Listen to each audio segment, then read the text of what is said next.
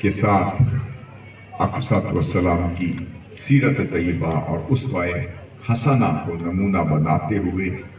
ایک اچھے اخلاق کے ساتھ، اچھے انداز کے ساتھ زندگی کا آغاز کریں کہ جس میں آقا صلی اللہ علیہ وسلم کی سنت مطہرہ کی جھلک ہمیشہ آتی رہے۔ اور خاص طور پہ آپ کا تعلق، آپ کی نسبت جس مشن سے ہے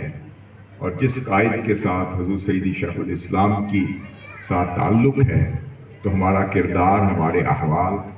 ہماری زندگی کا ہر پہلو ایسا ہونا چاہیے، خواہ وہ ذاتی ہو، اجتماعی ہو، معاشرتی ہو، اس میں جھلک آقا صلی اللہ علیہ وسلم کی سنت مطہرہ کی ہمیشہ نظر آنا چاہیے۔ محترم انجینئر رفیق نجم صاحب جو نائب ناظم اعلیٰ ہیں، کیونکہ یہ ہم ادھر سے چلے تو ایک نائب ناظم اعلیٰ کے تصرف میں تھے، یہ محترم چودھری عرفان یوسف صاحب کے قبضے میں تھے، اور وہاں سے ادھر نکلے ہیں تو دوسرے نائب ناظم اعلیٰ صاحب کے تصرف اور قبضے میں ہیں، تو ہم تو پھر دو نائب ناظمین اعلیٰ کے درمیان ہیں، ادھر جائیں وہ ہیں، ادھر جائیں یہ ہیں، تو اور ادھر جائیں تو سامنے ناظم اعلیٰ صاحب تھے آج سارا دن۔ تو اللہ رب العزت سب کی کاوشوں کو اپنی بارگاہ میں شرف قبولیت عطا کرے، اور آپ سب کا آنا، اور یقیناً آپ جو اگلی کارروائی ہوتی ہے دعوت ولیمہ کی، اس کے انتظار میں ہوں گے۔ اور یہ ایک جملہ استعمال کیا جاتا ہے، جی میں آپ کے اور مین کارروائی کے درمیان زیادہ دیر حائل نہیں رہنا چاہتا۔ اللہ رب العزت آپ کو ہمیشہ خوش رکھے، آباد رکھے۔ اور محترم علامہ عبدالحی الوی صاحب ایک مجاہد ہیں اور انتھک محنت کرتے رہے، اور پورے کے پی کے میں، پہلے ہزارہ بلکہ کے پی کے میں تھرو آؤٹ تنظیمی، تحریکی، فکری خدمات ناظم اعلیٰ صاحب کی ڈائریکٹ سرپرستی میں سر انجام دیتے رہے، اور اب یہ اور محترم عرفان یوسف صاحب اب وہ نائب ناظم اعلیٰ کی حیثیت سے، اور یہ اپنی جامع حیثیت سے اسی طرح اس دعوت تربیت کے سلسلے کو جاری رکھے ہوئے ہیں۔ میں صرف ان کی حوصلہ افزائی کے لیے عرض کر دوں کہ میں یورپ میں تھا، شاید یو کے میں تھا، تو حضور سیدی شیخ الاسلام وہ ہر خبر سے باخبر رہتے ہیں، اور ان کے پاس جتنے پیج ان کے واٹس ایپ پہ کھلتے ہیں وہ صرف تحریکی پیج کھلتے ہیں، تو وہ روزانہ جو کچھ پیجز ہوتے ہیں اس میں مین پیجز کے علاوہ تحریک کے یا آپ کے اپنے یا ہمارے جو مین پیجز ہیں ان کے علاوہ پھر مختلف فورمز کے پیجز بھی وہ دیکھتے ہیں، ان کی ایکٹیویٹیز سے بھی آگاہ رہتے ہیں۔ تو ایک دن مجھ سے آپ نے فرمایا کہ یہ جو علامہ عبدالحی الوی صاحب میں بہت دیکھتا ہوں، 10 بندے بھی ہوں، 20 ہوں، 50 ہوں، 70 ہوں، یہ استقامت سے پروگرامز کر رہے ہوتے ہیں۔ میں نے کہا یہی آپ کی نظر ہے، اور یہ ان کی طبیعت کا تواضع ہے، مشن کی وابستگی ہے، ثابت قدمی ہے۔ آپ ہمارے بیٹے میں بہت اوائل دور سے جانتا ہوں، یہ استقامت والے ساتھی ہیں۔ تو جب حضور سیدی شیخ الاسلام کی، میرا تو یہ کنوکشن ہے کہ جب ان کی نگاہ میں کوئی آ جائے تو اس کی خیر ہی خیر ہوتی ہے، تو انشاءاللہ تعالیٰ یہ میں نے ان کو نہیں ذکر کیا، پھر جو تفصیلات میرے پاس تھی میں نے عرض کر دی، کچھ میں نے چودھری عرفان یوسف صاحب سے لی، پھر آپ نے فرمایا بہت اچھی بات ہے، بڑے خوش ہوئے۔ اللہ رب العزت سلامت رکھے آپ کے خاندان کو اور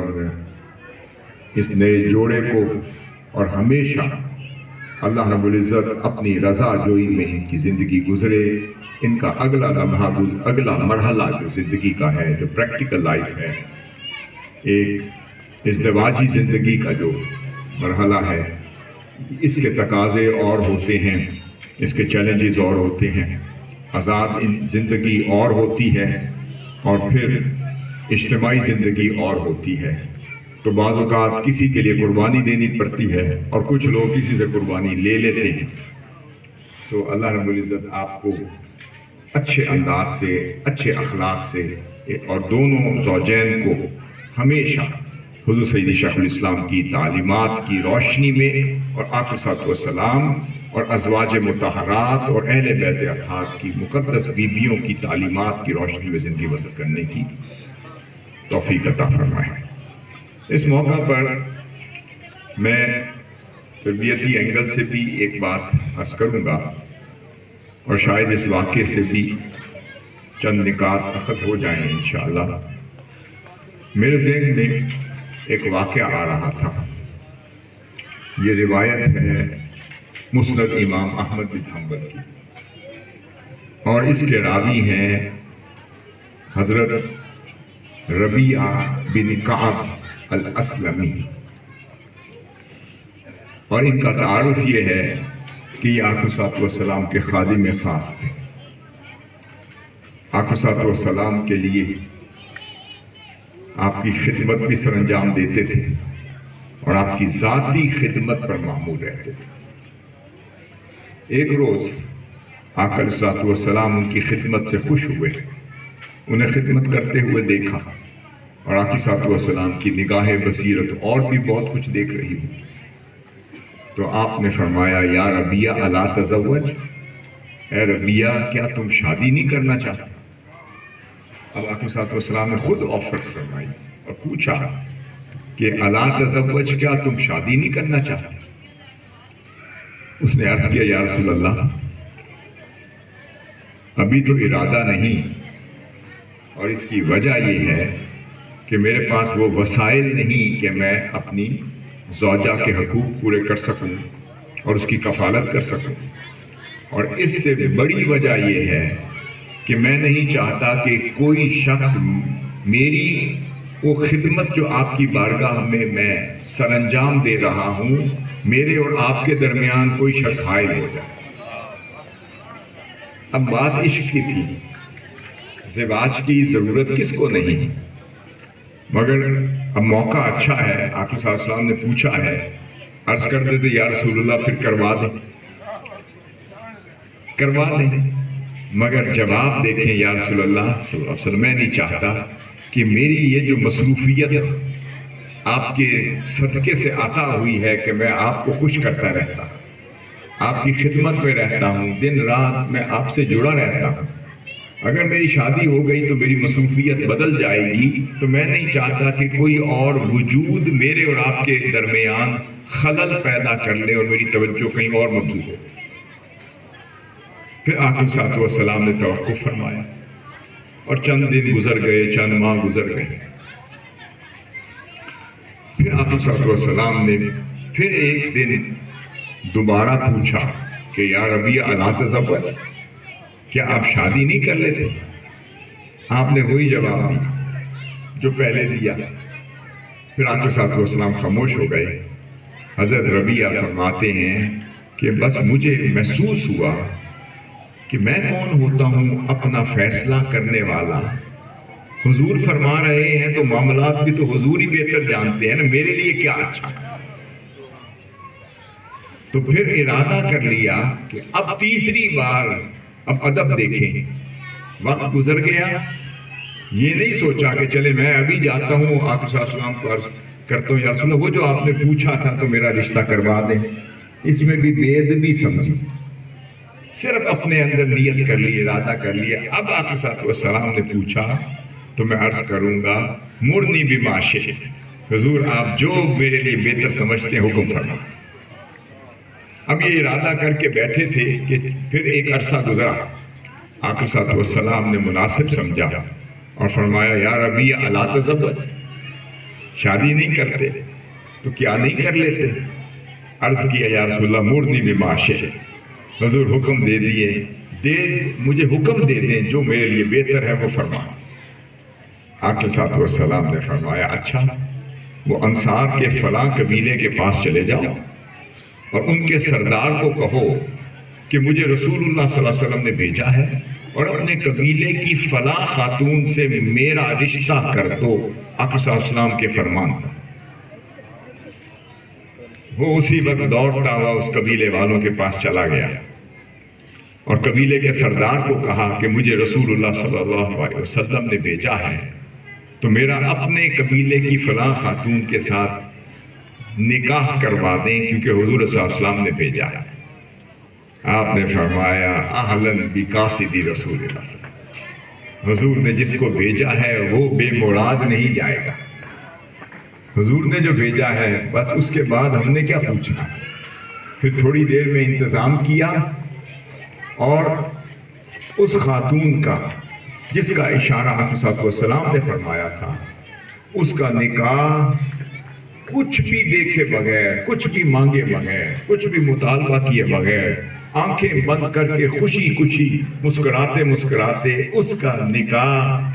حضرت ربیعہ کے ساتھ کرنا۔ اب وہ کہتے ہیں کہ اچھا اس کے بعد وہ کروا کر نکاح ہو گیا، رشتہ ازدواج میں منسلک ہو گئے، نکاح ہو کر حضرت ربیعہ علیہ السلام کی بارگاہ میں حاضر ہوئے اور ایک سائڈ پہ بیٹھ گئے۔ آقا صلی اللہ علیہ وسلم نے انہیں دیکھا کہ تھوڑے پریشان لگ رہے ہیں، فرمایا اے ربیعہ تیرا تو نکاح کروا دیا، اب تو کیوں پریشان ہوتا؟ جلس حزینا لفظ ہے تو حزن اور ملال کے ساتھ ایک سائڈ پہ ہو کے خاموشی سے بیٹھ گئے۔ آقا صلی اللہ علیہ وسلم نے پوچھا، دیکھیں حضور کے خادم ہیں مگر کمال شفقت مصطفیٰ دیکھیں، کمال رحمت دیکھیں، کرم دیکھیں، آپ کی لچپالی دیکھیں کہ اپنے خادم کے بھی ہر معاملے پر متوجہ بھی ہیں، اس کے لیے خبردار بھی ہیں، اس کے لیے کرم بھی فرما رہے ہیں، اس کا اور کنسرن بھی ہے۔ آپ فرماتے ہیں کہ بھئی ربیعہ اب کیوں پریشان ہیں؟ عرض کہ یا رسول اللہ آپ نے بڑے اچھے لوگوں کے پاس مجھے بھیجا، وہ اچھے خاندان والے تھے، بہت اچھی طبیعت، اچھے اخلاق والے تھے، اور وہ ایسے ادب والے تھے کہ انہوں نے مجھ سے گواہ بھی نہیں مانگا، گواہی کے بغیر میرا نکاح کر دیا۔ جسے حضور نے بھیجا ہو گواہ کیوں مانگنے؟ مگر یا رسول اللہ پریشان اس لیے ہوں کہ وہ اچھے لوگ تھے، اب میرے پاس تو کوئی مہر ہی نہیں، صداق کہتے ہیں نا، صداق عربی میں، میرے پاس کوئی مہر ہی نہیں کہ میں اس کو ادا کر سکوں، اچھے لوگ ہیں، میں اس پہ پریشان ہوں کہ میرے پاس تو کچھ بھی نہیں، اب میں تو ان کو مہر دینے کے بھی قابل نہیں، انہوں نے نہ مجھ سے مہر مانگا نہ گواہ مانگا اور میرا نکاح کر دیا۔ آقا صلی اللہ علیہ وسلم نے اسی وقت حضرت بریدہ الاسلمی کو بلایا، فرمایا جاؤ اور جا کر ایک کھجور کی گٹھلی کے برابر سونا اکٹھا کر کے اس کو دے دو، یہ مہر ادا کر دے۔